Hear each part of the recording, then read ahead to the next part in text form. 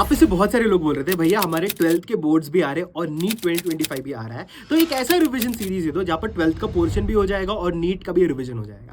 इसीलिए यहाँ पर क्विक रिवीजन सीरीज में मैं 12th का पोर्शन भी शुरू कर रहा हूँ और हम लोग शुरू कर रहे हैं इलेक्ट्रिक चार्जेस एंड फील्ड्स के साथ। तो बस 15 मिनट में पूरा चैप्टर को खत्म कर देंगे और आपको पता है, बस कमेंट डाउन करो कि नेक्स्ट आपको कौन सा चैप्टर चाहिए, उसका वीडियो मैं बना के दे दूंगा।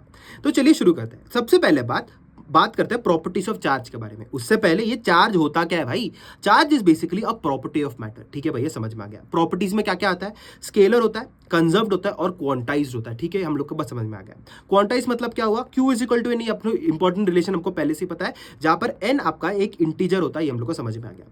थर्ड, आपका चार्ज एक इनवेरिएंट होता है। चार्ज इज इनवेरिएंट मतलब क्या होता है? That it does not depend on the speed और फ्रेम ऑफ रेफरेंस। मतलब अगर आप स्पीड दोगे चार्ज को किसी को या फ्रेम ऑफ रेफरेंस अगर आप चेंज करते रहोगे, फिर भी चार्ज का मैग्नीट्यूड आपका चेंज नहीं होने वाला।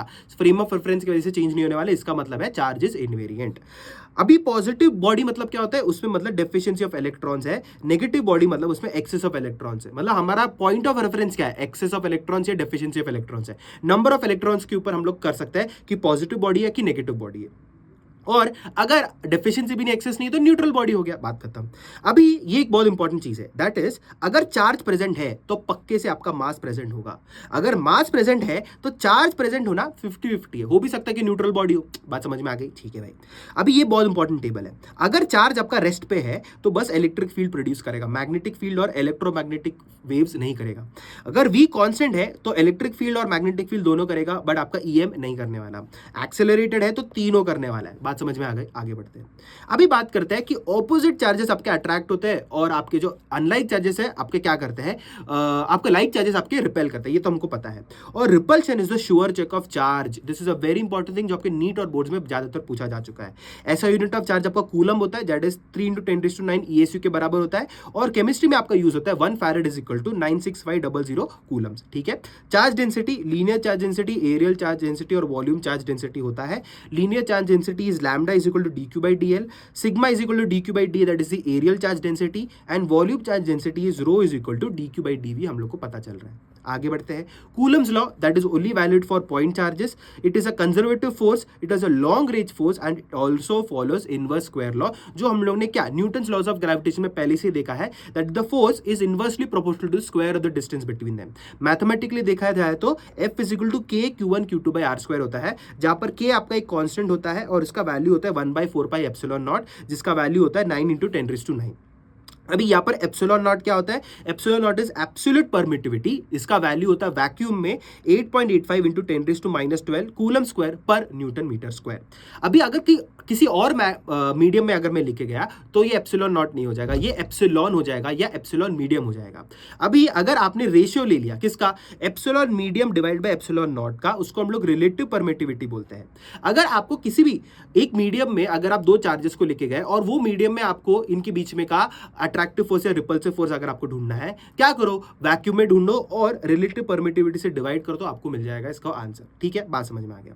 अभी बात करते हैं न्यूट्रल पॉइंट के बारे में, जो हम लोगों ने ग्रेविटेशन में पहले से कवर कर लिया। वीडियो नहीं देखा तो जाके देख लो। इसमें मैंने शॉर्टकट बताया था, x is equal to d divide by square root of n+1 और अनलाइक चार्जेस के लिए d divide by root of n-1, where n is basically बड़ा चार्ज डिवाइड बाय छोटा चार्ज। अभी force on a rod due to a point charge, ये भी हम लोग ने देखा था लास्ट टाइम ग्रेविटेशन में। इसका भी सेम आपका फॉर्मूला आपका सेम टाइप का आता है, that is KQ divide bye A × A+N। आगे बढ़ते हैं। अभी इलेक्ट्रिक फील्ड क्या होता है? Electric field is basically F vector divide by Q, Newton पर कूलम इसका आपका यूनिट आता है और एक वेक्टर क्वांटिटी है। नेगेटिव चार्जेस में आपका फील्ड लाइंस अंदर की तरफ आता है, पॉजिटिव में आपका फील्ड लाइंस बाहर की तरफ आता है। अगर पॉजिटिव चार्ज में जो फोर्स का जो डायरेक्शन होता है वो इलेक्ट्रिक फील्ड के डायरेक्शन में ही होता है, बट एक नेगेटिव चार्ज में फोर्स का जो डायरेक्शन होता है वो ऑपोजिट होता है इलेक्ट्रिक फील्ड के डायरेक्शन से। ठीक है सर, समझ में आ गया। पॉइंट चार्ज में हम लोग को इलेक्ट्रिक फील्ड का वैल्यू आता है KQ divide by R square. अब ये inversely proportional to R square है, इसके लिए हमको एक ऐसा वाला कर्व हम लोग को मिलता है। आगे बढ़ते हैं। Electric field due to ring में हम लोग को फॉर्मूला आता है KQX divide by R square plus X square, where X is the distance from the centre of the ring. और यहाँ पर इलेक्ट्रिक फील्ड मैक्सिमम कब होता है? R डिवाइड बाय √2 में। इसका ग्राफ ये होता है, यहाँ पर आपको दिख रहा है कि R डिवाइड बाय √2 में हम लोग को मैक्सिमम मिल रहा है और इधर भी हम लोग को मैक्सिमम मिल रहा है। ऑब्वियसली बात है, प्लस में भी और नेगेटिव डायरेक्शन में दोनों जगह हम लोग को यहाँ पर मैक्सिमम इलेक्ट्रिक फील्ड यहाँ पर मिलेगा। बात करते हैं अभी हाफ रिंग में। हाफ रिंग में 2k लैम्डा बाय आर हम लोग को मिल रहा है। कोई भी एंगल थीटा सबटेंड कर रहा है तो हम लोग को यहाँ पर जनरल फॉर्मूला हमको मिलता है 2k lambda divide by R sine theta by 2। नीट में उतना पूछा नहीं जाता, बट आप या इसको ध्यान रख सकते हो। आगे बढ़ते हैं, electric field due to a line charge. Again यहाँ पर जनरल फॉर्मूला मैंने यहाँ पर दिया है, एक E is equal to k lambda by R, और यहाँ पर वेक्टर ए करके यहाँ पर मैंने अल्फा और बीटा के टर्म्स में यहाँ पर मैंने दे दिया है। अगर इनफाइनाइट स्ट्रेट लाइन के लिए चाहिए तो अल्फा और बीटा का वैल्यू क्या कर दो, 90 कर दो, तो आपको मिल जाएगा 2k lambda by R. Semi infinite चाहिए तो अल्फा का वैल्यू 0, बीटा का वैल्यू 90, तो आपको मिल जाएगा k lambda by are I minus J cap आपको यहां पर मिल जाएगा। ठीक है, अभी बात करते हैं, अगर एक चार्ज नेगेटिव चार्ज जिसका मास m है वो सर्कल में रोटेट कर रहा है या रिवॉल्व कर रहा है एक इनफाइनाइट स्ट्रेट लाइन वायर से स्पीड v में, तो उसका स्पीड v कितना होगा? बस उसका फॉर्मूला आता है square root of 2k lambda Q by M. क्या किया? कुछ नहीं, हम लोग ने सेंट्रीपिटल फोर्स को F is equal to Q E के साथ इक्वेट कर लिया, और E का वैल्यू तो हम लोग को पता है 2k लैम्डा बाय आर, बस बात खत्म, और इक्वेट करके हमको आंसर मिल गया। ठीक है, अभी इलेक्ट्रिक डाइपोल क्या होता है? इलेक्ट्रिक डाइपोल एक ऐसा सिस्टम होता है जहां पर two equal and opposite charges place करते हैं एक बहुत छोटे डिस्टेंस में। तो यहाँ पर P से डिनोट करते हैं हम लोग इलेक्ट्रिक डाइपोल को, charge into distance, that is charge is Q, distance आपका 12 हो गया। यूनिट आपका कूलम मीटर होता है। नेट चार्ज पूरे सिस्टम का, पूरे डाइपोल का क्यू माइनस क्यू क्या हो जाएगा? 0 हो जाएगा, तो आपको 0 यहाँ पर मिल गया। आइडियल डाइपोल में आपका डिस्टेंस बहुत छोटा होता है, दैट इज स्मॉल डाइपोल होता है। डायरेक्शन आपका होता है vector quantity negative to positive, बात खत्म। इक्वेटोरियल लाइन में आपका जो इलेक्ट्रिक फील्ड आता है डाइपोल की वजह से, ये आपका इक्वेटोरियल लाइन होता है, ये आपको आता है E is equal to minus KP by X cube आपका होता है। फिर बात करते हैं एक्सियल लाइन में, एक्सियल में आपको आएगा 2 केपी बाई एक्स क्यूब। दोनों का रेशियो लोगे तो दैट इज इक्वेटोरियल और एक्सियल का रेशियो लोगे तो 1:2 आपको आने वाला है। ठीक है, आगे बढ़ते हैं। General point that is axial और इक्वेटोरियल दोनों में नहीं है, किसी और पॉइंट पे अगर आपको इलेक्ट्रिक फील्ड निकालना है that is KP by X cube square root of 3 cos square theta plus 1 आपका आ जाएगा। इससे आप एक्सियल और इक्वेटोरियल का भी निकाल सकते हो। और फिर tan alpha is equal to tan theta by 2, ये भी एक इंपॉर्टेंट रिलेशन है। ये आपका एंगल अल्फा है और ये आपका एंगल थीटा है। ठीक है भाई, आगे बढ़ते हैं।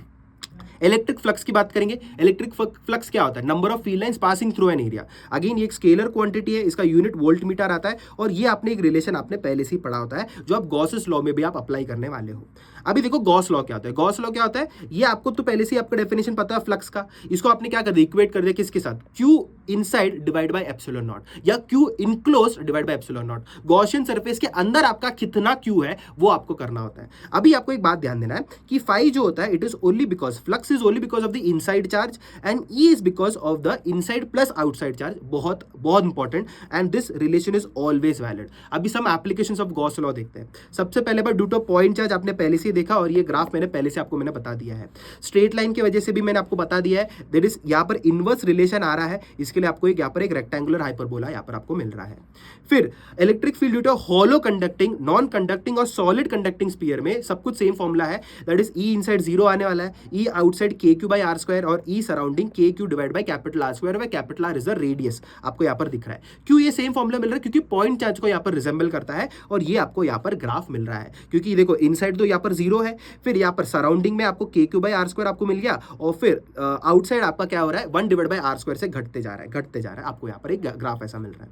फिर due to solid non conducting sphere, inside आपको मिल रहा है KQR divide by R cube, where capital R is the radius, surrounding में KQ बाय R स्क्वायर, और outside again KQ by R square, same point charge की तरह आपको formula मिल रहा है। इनसाइड आपको दिख रहा होगा E आपका डायरेक्टली प्रोपोर्शनल टू R है, दैट इज द रीजन आपको एक लीनियर रिलेशन आपको मिल रहा है। फिर आपको क्या मिल रहा है? 1 डिवाइड बाय R स्क्वायर का एक रिलेशन मिल रहा है। This is the graph. ठीक है, आगे बढ़ते हैं। Due to a infinite large plate sheet आपको electric field sigma by 2 epsilon naught मिलता है, और due to a charge disk आपको एक बहुत इंपॉर्टेंट फॉर्मूला मिलता है, that is sigma by 2 epsilon naught multiplied by 1 minus x divide by square root of R square plus x square. ये बहुत ही ज्यादा इंपॉर्टेंट फॉर्मूला है, और इसी के साथ हम लोग ने इलेक्ट्रोस्टैटिक्स को भी हम लोग ने कंप्लीट कर दिया है। आप नेक्स्ट कमेंट कर सकते हो कि कौन सा चैप्टर चाहिए, बट भूलना मत अनअकैडमी का लर्निंग फेस्टिवल भी चल रहा है। 7 डे अनलिमिटेड एक्सेस आपको मिल रहा है IIT JEE और नीट अंडर ग्रेजुएट सब्सक्रिप्शन में। आपको बस क्या करना है, जॉन 21 कोड आपको लगाना है, और आपको ये ऑफर अवेल कर सकते हो। 7 डेज के लिए फ्री ट्रायल आपको मिल जाएगा, बट ऑफर बस 4 to 6 फरवरी तक का वैलिड है, और इसमें आपको लिटरली सब कुछ मिल जाएगा।